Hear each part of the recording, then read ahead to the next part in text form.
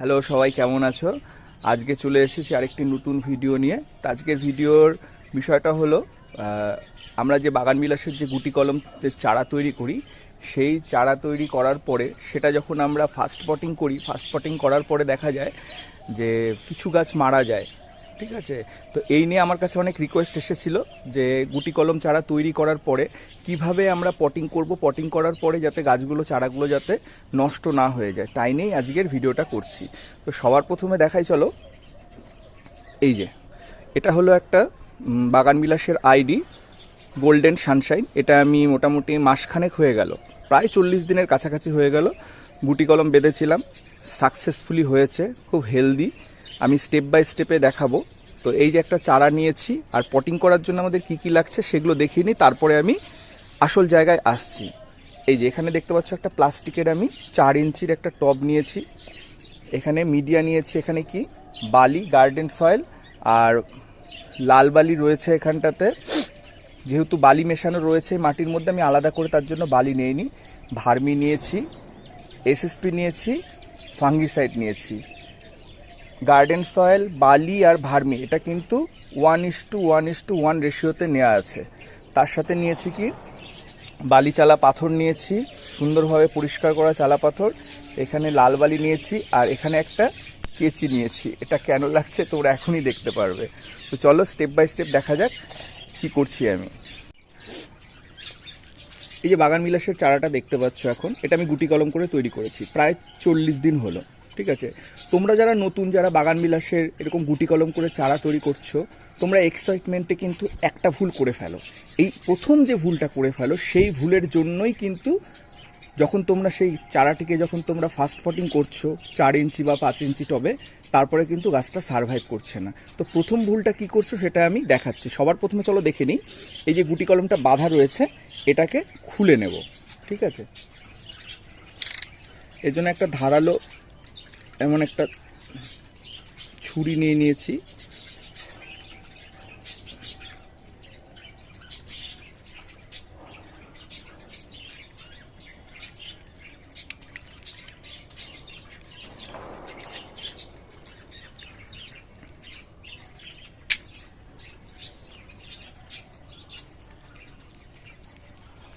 এমনভাবে ছুরি দিয়ে দড়িটাকে কেটে নিয়ে আস্তে আস্তে ধীরে ধীরে, তাড়াহুড়ো করলে চলবে না, খুলে নিতে হবে। এখানেও নিচে একটা বাঁধন রয়েছে, এটাকেও কেটে নিব। শিকড় যাতে, রুট যাতে ড্যামেজ না হয় সেই দিকটা খেয়াল রাখতে হবে। ঠিক আছে,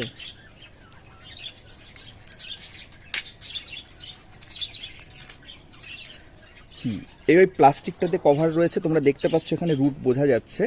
এটা প্লাস্টিক কভারটা সরানোর আগে বলে রাখি, অনেকে যারা ধরো গুটি কলমের জন্য মাটি ভার্মি দিয়ে, রুট হরমোন দিয়ে এরকম গুটি বাচ্ছ, রুটও দেখতে পাচ্ছ। ঠিক আছে, বা অনেকে রুট দেখতে পাচ্ছ না। ঠিক আছে, তো বর্ষাকালে যেহেতু আমরা গুটিটা সাধারণত বেঁধে থাকি, অনেক সময় দেখা যায় যে অনবরত বৃষ্টি হচ্ছে, বৃষ্টির পরে টানা 5 দিন 6 দিন রোদ উঠে যাচ্ছে, তখন যে এখানে গুটি কলমে যে তুমি মিডিয়াটা বেঁধেছো সেটা শক্ত হয়ে যায়। এই মিডিয়াটাকে কিন্তু শক্ত হলে চলবে না, তাহলে কিন্তু রুট আসতে সমস্যা হবে। এই যে তোমরা একটু খেয়াল করলে দেখতে পাবে, এই যে এখানে এই যে প্লাস্টিকটাতে যে আমি গুটিটা বেঁধেছিলাম, এর মধ্যে কিন্তু আমি ছোট ছোট ছোট ছোট ঝাঁটার কাঠিতে ফুটো করে দিয়েছি। যখন বৃষ্টি হয়নি, যখন শুকিয়ে যাচ্ছে, মনে হচ্ছিল এটাকে ধরে আমি দেখেছি শুকিয়ে যাচ্ছে, তখন কিন্তু এর মধ্যে আমি জল দিয়ে এটাকে, মাটিটাকে, মিডিয়াটাকে ভিজিয়ে রেখেছি, যাতে রুট ডেভেলপমেন্টের ক্ষেত্রে কোনো বাধা সৃষ্টি না হয়। এই জিনিসটা করবে। চলো এবার আসল টপিকে আসা যাক। ধীরে ধীরে আস্তে আস্তে করে প্লাস্টিকটা সরিয়ে নেব।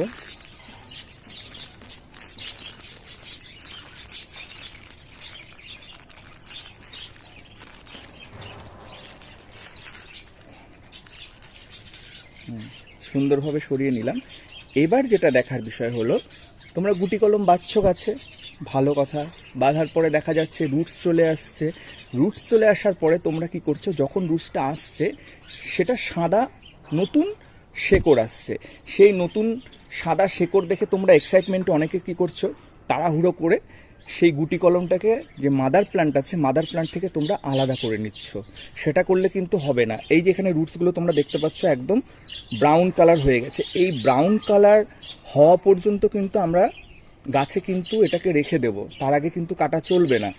এই ব্রাউন অবস্থায় যখন রুটগুলো আসবে ওপর থেকে বোঝা যাবে, তখনই কিন্তু গাছ থেকে এটাকে কাটতে হবে। গুটি কলমটাকে কেটে নিয়ে আমি যেটা করি, এটাকে মোটামুটি 3 থেকে 5 দিন আমি রেখে দিই।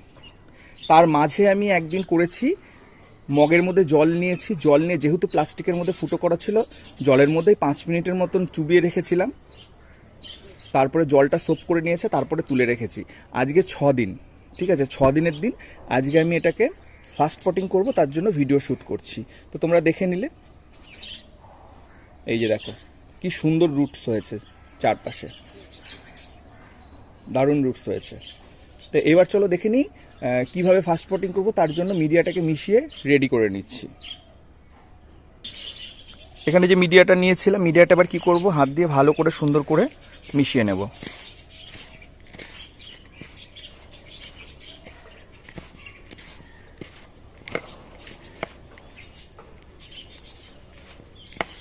এভাবে ভালো করে সুন্দর করে, আমি দুটো হাত ইউজ করতে পারছি না, তোমরা যারা করবে দুটো হাত দিয়ে ঘষে ঘষে সুন্দর করে মিডিয়াটাকে কিন্তু প্রত্যেকটা জিনিস ভালোভাবে মিশিয়ে নেবে এরকম করে।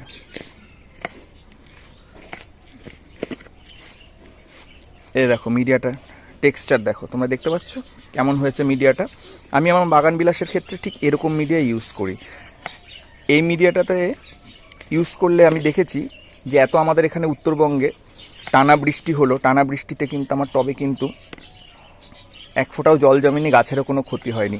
হ্যাঁ, যেগুলো সেন্সিটিভ ভ্যারাইটি আছে সেগুলোর ব্যাপার আলাদা, বাকিগুলো কিন্তু কোনো প্রবলেম হয়নি। তো আমার মিডিয়া রেডি। এবার চলো আমরা ড্রেনেজ সিস্টেমটা তৈরি করে নিই। ড্রেনেজ সিস্টেম তৈরি করার আগে এই যে দেখছো একটা প্লাস্টিকের 4 ইঞ্চির একটা টব দেখতে পাচ্ছ। এটা কিন্তু ছোট ছোট একদম ফুটো আছে, তো এই ফুটো করলে এটা কোনো হবে না, আর একটু বড় ফুটো করে নিতে লাগবে।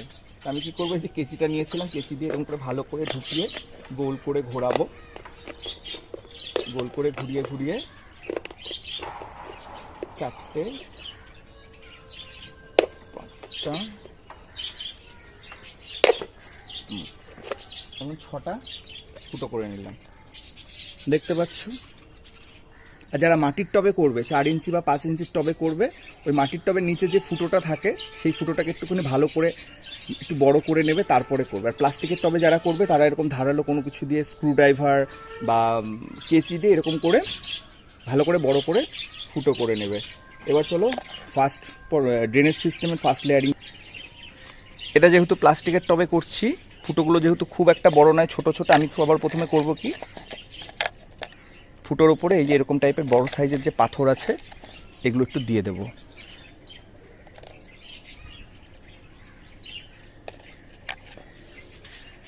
তারপরে কি করব, বাকি যে পাথরগুলো রয়েছে সুন্দর করে দিয়ে দেব।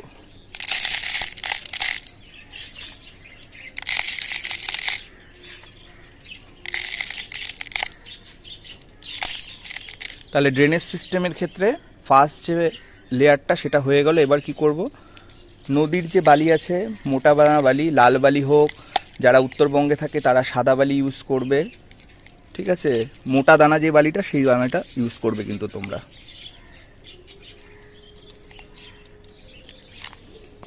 হয়ে গেল সেকেন্ড লেয়ার কমপ্লিট। এবার কি করব, এখানে যে মিডিয়াটা বানিয়ে রেখেছিলাম সেই মিডিয়াটা অল্প করে মিডিয়া নিয়ে এর উপরে দিয়ে দেব,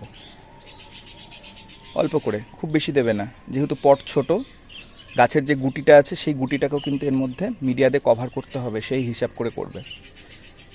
ফার্স্ট লেয়ারটা দিলাম, মিডিয়ার ফার্স্ট লেয়ার দিলাম, দেওয়ার পরে হাত দিয়ে চেপে দিলাম। এবার কি করব, খুবই সামান্য পরিমাণে এই যে এসএসপি, সিঙ্গেল সুপার ফসফেট, এটা করব কি একটু ছিটিয়ে দেব, ছিটিয়ে দিলাম। এবার এই যে গুটি কলমের চারাটা রয়েছে এটাকে একটু বসিয়ে মাপটা দেখে নেব। হ্যাঁ, সুন্দরভাবে হয়ে যাচ্ছে। আবারও খুবই সামান্য সিঙ্গেল সুপার ফসফেট নেব, নিয়ে কি করব, এই যে গাছের যে রুটসগুলো দেখা যাচ্ছে এর মধ্যে কি করব, সুন্দরভাবে ছিটিয়ে দেব।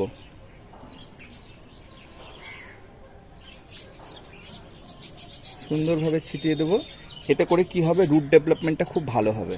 সুন্দর করে ছিটিয়ে দেওয়ার পরে টবের মধ্যে এমন করে ধরবো, নিচের দিকে যে পাতাগুলো আছে আমি একটু পিঞ্চিং করে কমিয়ে দিই।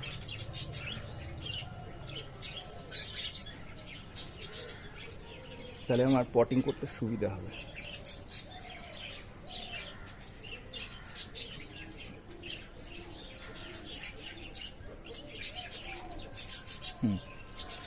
এবার কি করব, বসিয়ে দিলাম। এবার মিডিয়াটা নিয়ে নেব। গাছটাকে ঠিক মাঝ বরাবর রেখে সুন্দর করে চারপাশ দিয়ে মিডিয়া দিয়ে কভার করে দেব।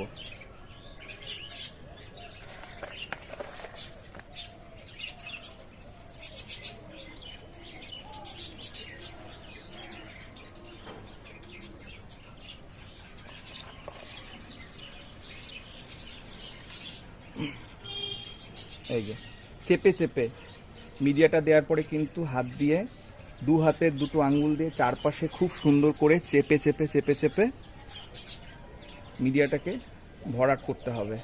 এয়ার গ্যাপ কিন্তু রাখা যাবে না।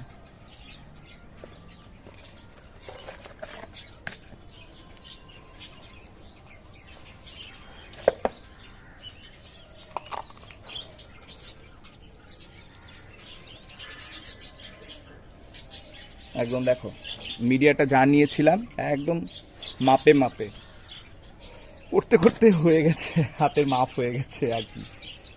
এই যে দেখো খুব সুন্দরভাবে আবারও চেপে দেবো উপরে। এই যে রুট বলটা ছিল, রুট বলটা কিন্তু খুব সুন্দরভাবে ঢাকা হয়ে গেছে।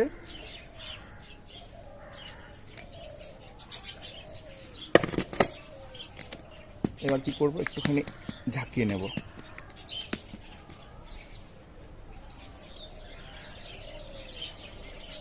এবার কি করতে হবে, এই যে টবে আমাদের পটিং করা হয়ে গেল।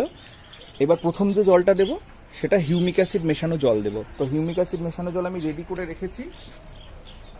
তো সেই হিউমিক অ্যাসিড মেশানো জল রেডি করে রাখা ছিল, সেটাই এখন এবার টবের মধ্যে দিয়ে দেব।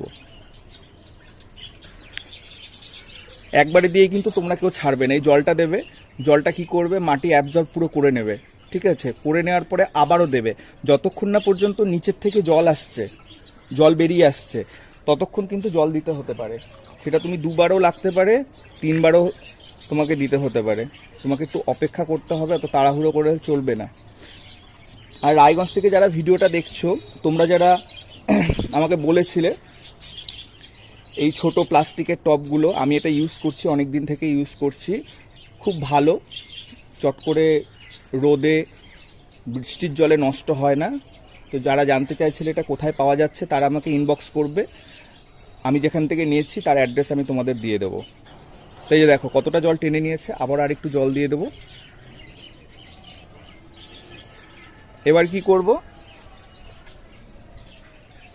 এই স্প্রেয়ার বটলে আমি এখানে এই তোমার 150 ml মতন জল নিয়ে আছি। ঠিক আছে, এর মধ্যে আমি এপসাম সল্ট গুলেছি কিছুটা পরিমাণ। এবার কি করবে, গোটা গাছের যে পাতাগুলো আছে, পাতাগুলো আমি ভালো করে স্প্রে করে ভিজিয়ে দেবো।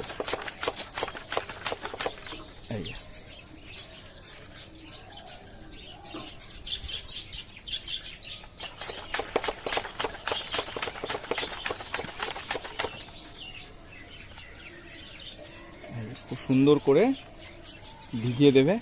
গাছটা খুব সুন্দর তরতাজা থাকবে, কোনো স্ট্রেসই পাবে না এইভাবে করলে।